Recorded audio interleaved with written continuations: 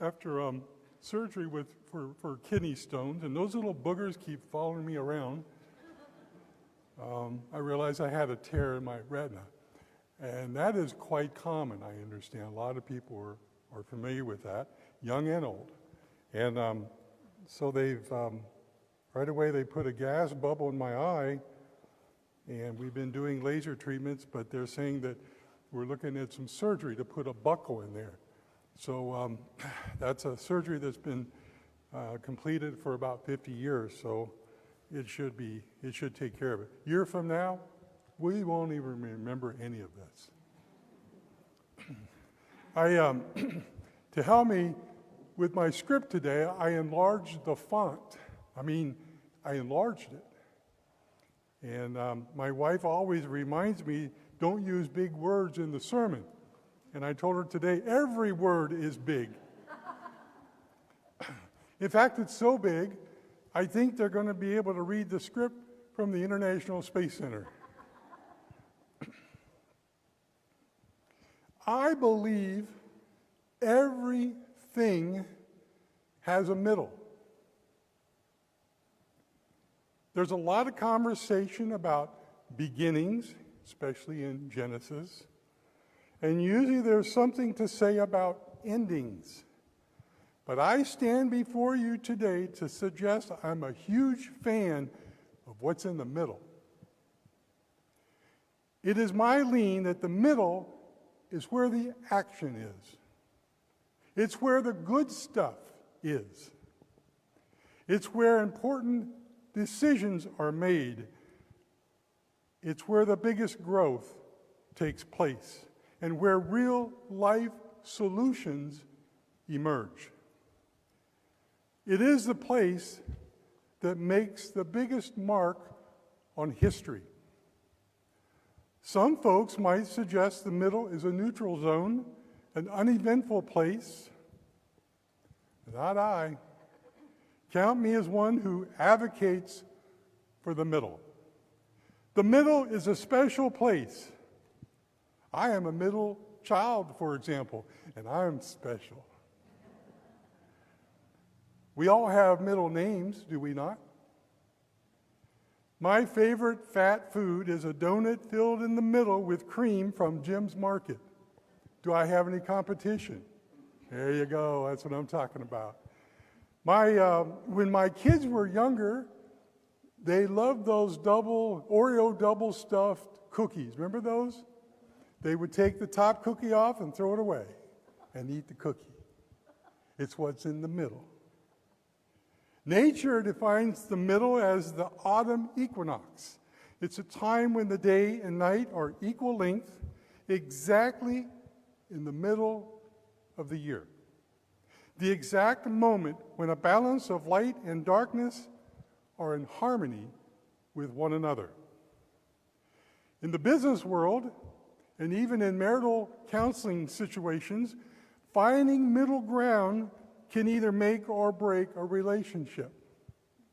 It is only when both parties compromise and agree to meet in the middle that a positive and purposeful step forward can even begin to happen.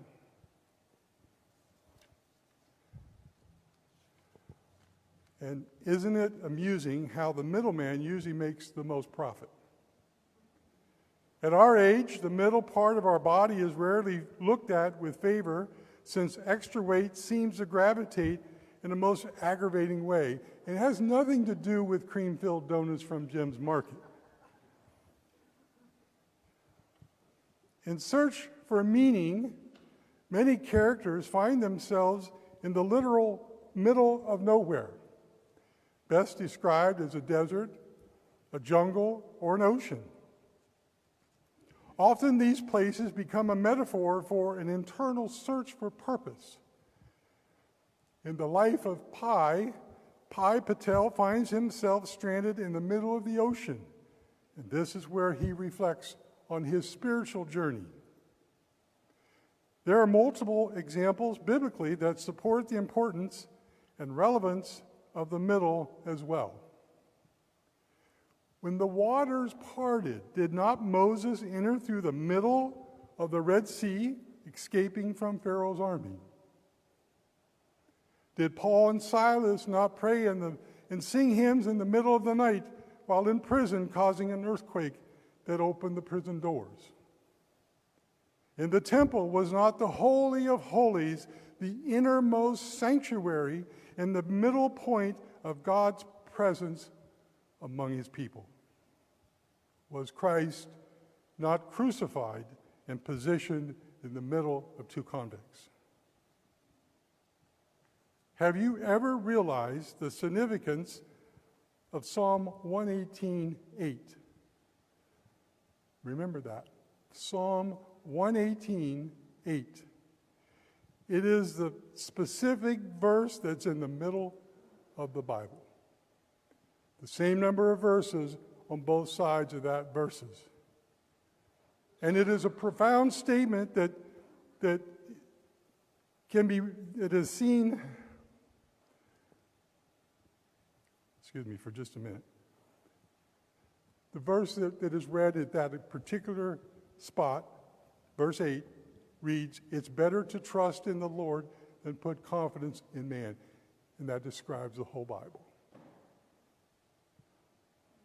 The middle is where good stuff is found, a place where all the main characters of the story come together and interact and create what is yet to come. And so, our story begins. Pray with me. Father, here we are, somewhere between the beginning and the end. We often seek you in the mountaintop or even the lowest valley, but today we are thankful we find you right here in the middle of this place of worship. We surrender to you our in-between, our halfway hopes, our many questions in life, all of our distractions, but most of all, our devotion to you this hour.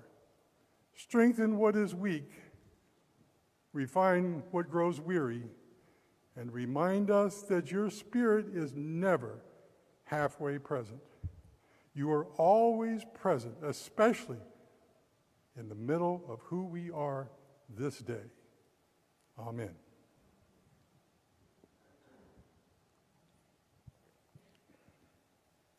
Again, I support the premise that the middle becomes a place of transformation and change. For the sake of our reading today, God is the main character in the middle of Adam and the anticipated creation of the First Lady. The middle is far from a passive space. It is a place of relevance and action and a dynamic, life-changing story filled with new hope and certainly new opportunities. By definition, the word middle comes from the Greek mesos, meaning something of importance or significance in the middle of something else surrounding it. When we stop to think about it, the concept of mesos has a powerful connotation for us as believers. I need not remind you the words such as center, intervening, between, centermost, halfway, inner, middlemost, all bring about messages of God's involvement and presence in our lives. Still, there is nothing more powerful than the words "in the middle of." The notion of someone or something significant in the middle of others fully impacts the Old and New Testaments. So God has just completed his creation, day and night, land and seas, vegetation, fruit, bearing trees, birds and fish, animals, and mankind. He was so elated. In fact, he was giddy when he expressed the words "good," and then even went so far as to say "very good" for what he had accomplished. And then the stark revelation, something was missing, and all was not so good. Readers of this passage are witnessing the very first time that God is confessing the words "not good." All that had been created to this point was perfect in form and function and potential, except for the fact that Adam was alone. Adam was incomplete. Perhaps in a conversation with God, Adam cried with some degree of sadness in being alone, asking God for a solution. And here lies the moment that God becomes the main character in the middle of Adam and the future First Lady. I am confident there were moments when Adam was quite content, roaming the vast fields filled with an abundance of fruit and vegetables throughout. I am sure there was much to see and enjoy, but not necessarily alone. We all know that being alone can be a good thing. It affords us self-reflection and relaxation and rejuvenation. But being alone is most often a self-choice. To the extreme, being alone extended periods of time can lead us in the path of sadness and an eroding self-worth. We feel empty and have a need for companionship. And so here we are, smack in the middle of our sermon today. A moment when a dynamic and life-changing story filled with new hope and new purpose takes place. Something monumental is about to happen. God declares expeditiously, sorry for the big word, and says, I will make Adam a helper fit for him. And so it was. A worthy observation here. God did not create Eve from the dust of the earth as he did Adam. He introduces the element of surprise. He used a rib from Adam to create a helper for him. Herein is a $64,000 question. Why differ from what had worked previously? You know, when I first started studying Bible and religion in my teen years, I read this story about the rib and just, okay, it was a rib. And as I've gone through life, I started saying, why a rib? There's so many bones and options in the body. Why the rib? Why not a bone from the head or the foot, each having more bones to offer? The head, for example, has 22 bones. The small high road bone has been suggested to be the least important, as it does not protect critical function, as do the other bones of the head. Strong argument here to use a bone from the head, although there may have been a temptation on behalf of Adam to refer to Eve as a bonehead. Probably not a worthy pursuit. Oh, how about the foot? The foot is made up of 26 bones, more than double that of the ribs, and conceivably could sacrifice the fifth metatarsal bone, which lies on the outside of the foot and essentially does not bear as much weight as the others. Oh, that's a strong possibility. Why not? Have you ever really questioned why God chose a rib bone? Part of the wonder of God's creation is the fact that the human body has a remarkable ability to heal, and even in some cases, regenerate. Specifically, the skin, the liver, the blood, intestinal lining, they're just but a few examples. Relevant to the creation of Adam and Eve, it helps to include ribs as having a unique ability to regenerate over time. It is well documented that rib bones show an unusual capacity to regrow and repair themselves even when a large portion is damaged. Now, this is a monumental display of God's realization that Adam's loss of a rib meant just a temporary setback, and Adam's body would not be compromised long term. But a point to ponder. Why did God choose not to use 22 bones from the head or one of the 26 bones from the feet, all of which may have been a worthy consideration? Allow me to offer a couple thoughts that might support God's reasoning for using a rib bone. First, scholars have suggested it was never God's intention to introduce a bone from the head that perhaps would have generated a sense of feeling superior, or from the feet that might imply being trampled in any way. Rather, out of Adam's side, to symbolize a sense of, first of all, the middle, and a sense of equal between Adam and Eve. And further, he chose an area under the arm to be protected and near his heart to the beloved.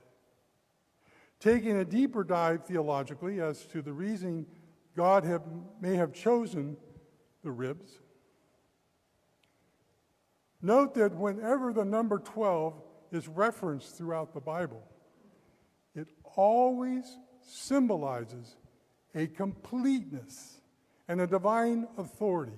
It is an exclamation point of something great that is final and complete in God's kingdom. In the Old Testament, for example, there were 12 tribes of Israel, representing the foundational structure of God's chosen people. In the New Testament, there were 12 apostles chosen to spread the teaching of Jesus, signifying a complete ministry. So here in the creation of a helper for Adam, once again, there is a completeness of God's creation. Consider, if you will, nowhere in the Bible does it reference that man and woman has a better, a lot of times we say, well, she's my better half. That's not biblical.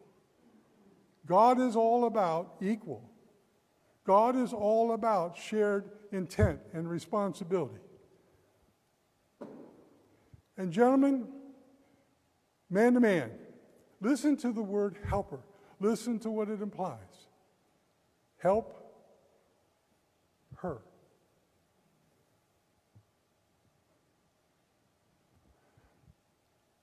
The word is not to be confused with the Yiddish term schlepper, meaning to drag, or a servant who carries things. Far from it. The powerful symbolism of helper goes beyond the notion of someone who merely assists with a job function or task. It goes beyond helping a neighbor mow his yard or helping someone wash their car.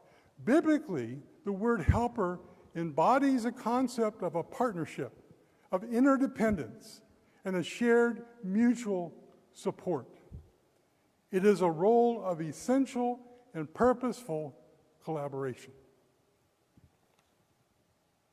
The term helper, in a committed sense, suggests someone who provides support, assistance, and strength, as opposed to the notion of subservience.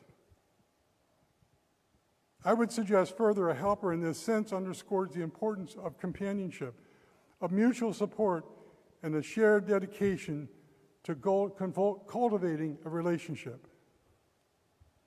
A second consideration to enhance the concept of helper comes from the passage after Adam named each animal and each had an appropriate companion. Adam was given a fitting companion as well. The word fitting translates to according to the opposite of him. In other words, the focus on an appropriate match. God, in his marvelous creation, never wanted man to be alone. God desires us to belong, to live a long and purposeful life, to give and get support, and encouragement from our fitting companion. First, we are meant to be in a relationship with God. And secondly, we are created to be in an appropriate relationship with one another. Being alone is much different than being lonely. God, in his wisdom, wishes for us to have a healthy balance of both. There is a time to be alone. But one of the most dreaded fears known to man is to be isolated and alone. Loneliness wears many different masks.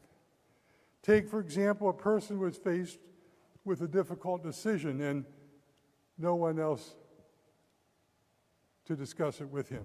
Or the owner of a company who has difficult task of laying off workers due to decreased sales and production. Consider, if you will, the family of a soldier in Iraq who is separated from a husband or father. What about a person facing surgery? For Adam in the garden, God put an end to his loneliness by sending him someone to share his life with. Adam needed a helper, someone to share his trials and tribulations in the garden, a person to share in the responsibility of overseeing God's creation. But what of those who have lost a spouse? What about those who become divorced or those who never marry? Who will fill the void in their lives? Or perhaps homeless? God provides helpers for us in times of aloneness, in a time of need when we lean into him. Finally, I submit to you, we too can be called to be helpers to those whom we might encounter along our way. Each of us have a calling to help others in some way, big or small. Perhaps it is a devoted spouse pushing a wheelchair or ensuring a spouse gets proper nutrition and hygiene. Perhaps it's taking a church member out to lunch and offering companionship. The prayer group here at this church offers spiritual support for those facing health or emotional concerns. In recent days, the church prepared a hot meal for our community neighbors. And let's not forget those who have touched our lives this year through Know Thy Neighbor. They are superb examples of God's helpers being placed in the middle of people's lives, making a difference right here in this community. Adam Donuts reminded us it's better to serve than be served. Remember, he doesn't serve chicken. He serves people. Mark Story has been called to serve in the midst of people desiring to own their own home. He doesn't build just houses. He builds new beginnings and new hope. Megan Shreve shared her desire to create an organization made up of hundreds of volunteers serving people with a plethora of needs, and does so with renewed spirit each and every day. Carissa Martin glows with her desire to serve teenage girls who have suffered or have had challenges early on in life, and she remains undaunting in her pursuit. And there are many more who have committed to come and share their quest to become a helper for others. In November, you're going to be introduced to a middle-aged lady who was a one-person army. She went from being homeless, living in her car with her son, to being a founder and CEO.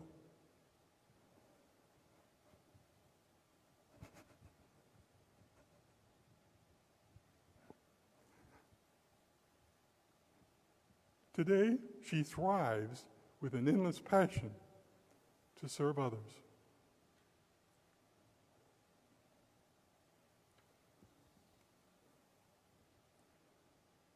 All those servants have two things in common.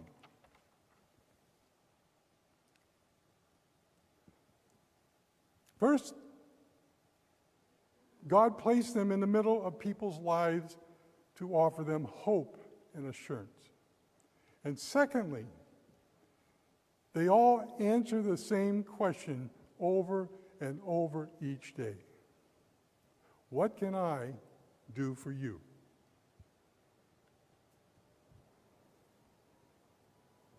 Go this day and find your place in the middle of the needs of others who suffer and want, and boldly declare to them, what can I do for you?